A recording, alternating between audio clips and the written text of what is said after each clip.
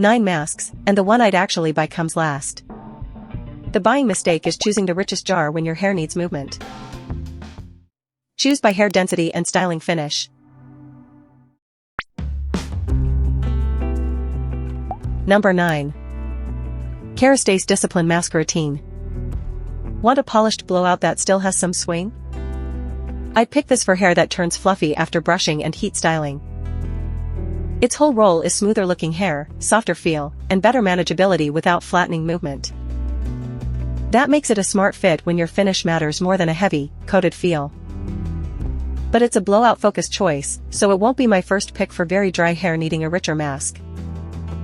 Skip it if you usually air dry and don't care about that sleek, bouncy finish. Then you're paying for the wrong kind of polish.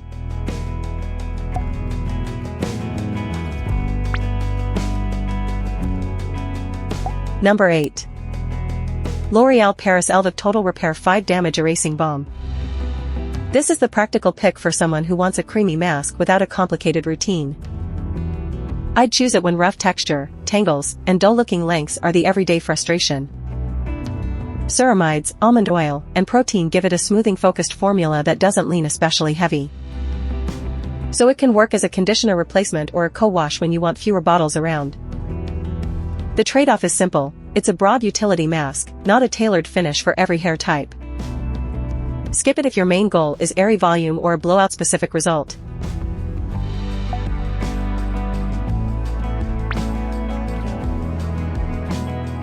Number 7. Gisou Honey-Infused Hair Mask. If your lengths feel dry after color or frequent hot tools, this is where I'd look. The custardy formula centers on honey, with hyaluronic acid and biomimetic ceramides supporting a softer, glossier finish. That gives dry hair a more plush result without making heaviness the whole experience. But this is still a moisture-forward choice, which is why it sits below more targeted picks. I'd skip it if your fine hair gets limp easily and dryness isn't your real issue.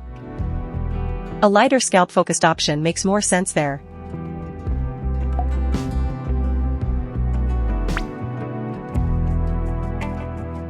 Number 6. Briogeo Scalp Revival Charcoal plus Tea Tree Cooling Hydration Scalp Mask. Fine hair changes the assignment, because piling richness onto the lengths can ruin the shape. I'd pick this when your roots feel weighed down but your styling needs lift. Its thinner, lotion-like texture uses charcoal for product buildup, while tea tree, peppermint, and spearmint create the cooling scalp focus. So this isn't trying to turn every strand into a buttery finish. That's the trade-off. Skip it if your ends are the real problem and you want deep, all-over softness. This one is for a lighter starting point.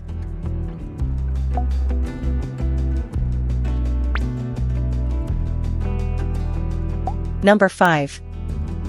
Mise Argan Oil Repair Mask. Thick hair can take more richness, and this is the pick I'd make for that job. The balm-like formula combines argan, amino acids, and proteins in a capsule-based approach. That richer texture suits dense lengths that can swallow up lighter masks without much payoff. But it still aims to absorb quickly instead of leaving a greasy finish. I'd skip it if your hair is fine or you only need help around the ends. In that case, a full rich mask is more product than you need.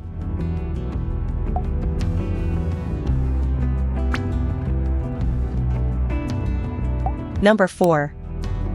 Olaplex Rich Hydration Moisture Mask. For dry, medium to coarse hair, I'd take this over a lighter everyday mask. Its avocado and shea conditioning complex brings a thick, buttery texture with plenty of slip for detangling. The formula is built to leave hair feeling smooth and soft instead of greasy.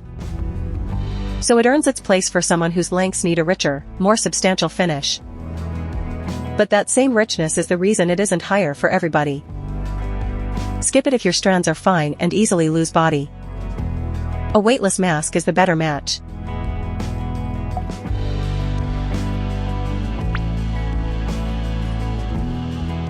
Number 3.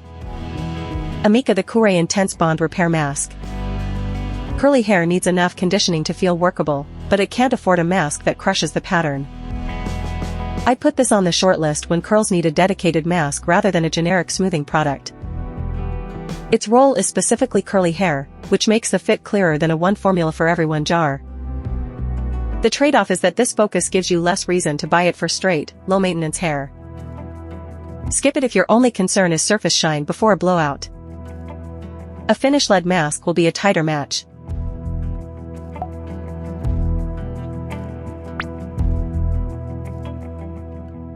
Number 2. Pureology Smooth Gloss Mask. Dull hair doesn't always need the heaviest mask on the shelf. I'd pick this when you want smoother looking lengths and visible gloss without sacrificing a lighter feel. Its creamy texture lands closer to lotion than butter, so thinner or finer hair isn't automatically left flat. It also works quickly, making it practical for wash days that don't have much spare time. But shine is the point here, not the deepest rich mask experience. Skip it if your hair is very dry and you want a more cushiony, moisture-first formula.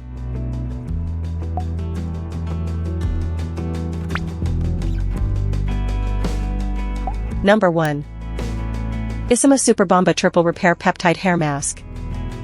This is the one I'd buy when frizz is the headline problem, but I don't want my hair pinned down by a heavy finish.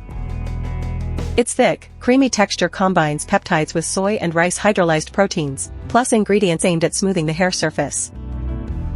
That gives it the broadest fit here, softness, silky-looking lengths, and a more polished finish in one mask. The trade-off is that it's more than a quick shine-only product. Skip it if you only need lightweight gloss for fine hair. Otherwise, this is the most complete pick. For blowouts, take Kérastase. For fine hair, take Briogeo. For thick hair, take Mise and Mise. Choose Pureology for gloss, Olaplex for medium to coarse dryness, and Isima for the most balanced overall fit. Before buying, match the mask to your hair density and usual styling routine. Check the directions, replacement cost, and whether one jar would be more product than you need. My default is Isima for the most balanced frizz-focused mask. Switch to Briogeo for fine hair or Kérastase for blowouts. Links are in the description.